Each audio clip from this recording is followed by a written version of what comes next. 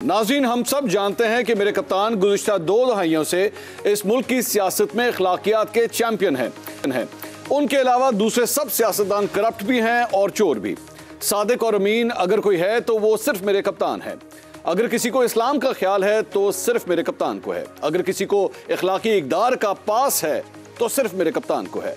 अगर किसी को नई नस्ल की तरबियत की परवाह है तो सिर्फ मेरे कप्तान को है। दीगर सारे सियासतदानों को ना मजहब का ख्याल है ना अखलाकियात का। इसी दुख का इजहार मेरे कप्तान ने कल एक इंटरव्यू में किया।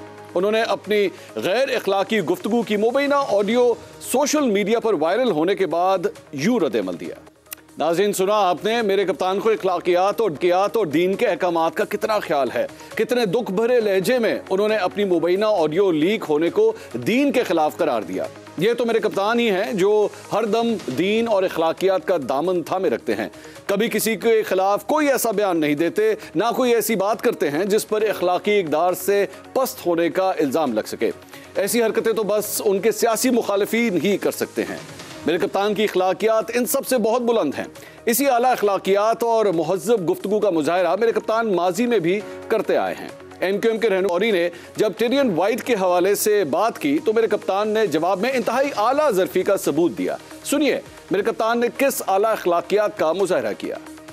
जी नाज़रीन, आपने सुना कि मेरे कप्तान ने बाबर गौरी के बारे में कोई ऐसी बात नहीं की जो तहजीब के दायरे से बाहर हो, बल्कि उन्होंने इस संजीदा इल्ज़ाम के जवाब में जुगतबाजी का मुजाहरा भी नहीं किया। सिर्फ बाबर गौरी नहीं बल्कि तलाल चौधरी के बारे में भी मेरे कप्तान ने अपने तकवा और पारसाई का इजहार करते हुए क्या कहा, सुनिएगा जरा। नाज़रीन, तलाल चौधरी के बारे में आपने मेरे कप्तान की गुलफशानी सुनी। अब जरा सुनिए रियासत मदीना के दावेदार मेरे कप्तान का मुस्लिम लीग नून की नायब सदर मरियम नवाज के बारे में बयान जो स्थान ही दे सकते हैं। नाज़रीन, आपने देखा कि मेरे कप्तान को तमीज़, तहजीब, अखलाकियात और दीनी इक़दार का कितना पास है।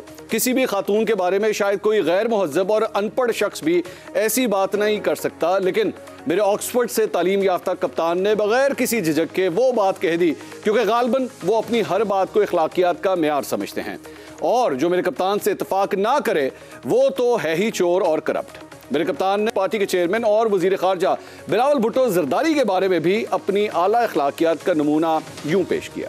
जी नाज़रीन, आपने सुन लिया कि ये सारे बयानात तो तहजीब के दायरे में हैं और इन सारी बातों से कौम के बच्चों के अखलाकी तरबियत हुई है। अलबत्ता वो लोग कौम के बच्चों को बिगाड़ रहे हैं जो मेरे कप्तान की मुबैना ऑडियो शेयर कर रहे हैं।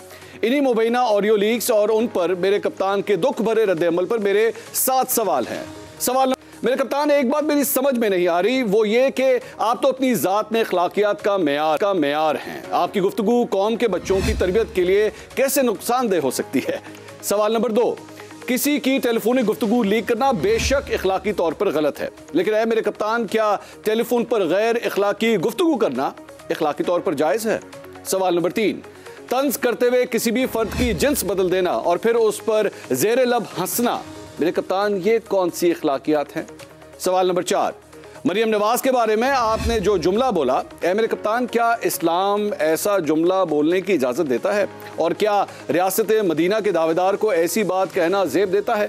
सवाल नंबर 5, मेरे कप्तान, मुबैना ऑडियो लीक होने पर आपका दुख बजा, लेकिन क्या आपको ऐसी गुफ्तगू करने पर कोई दुख है या नहीं।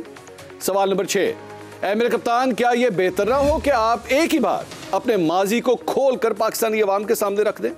सवाल नंबर 7, मेरे कप्तान, अगर आप शर्मिंदगी का इजहार करना मुनासिब नहीं समझते तो कम अज कम इस ऑडियो की वाज़े अल्फाज में तरदीद ही कर दें। आप खुलकर तरदीद क्यों नहीं कर रहे।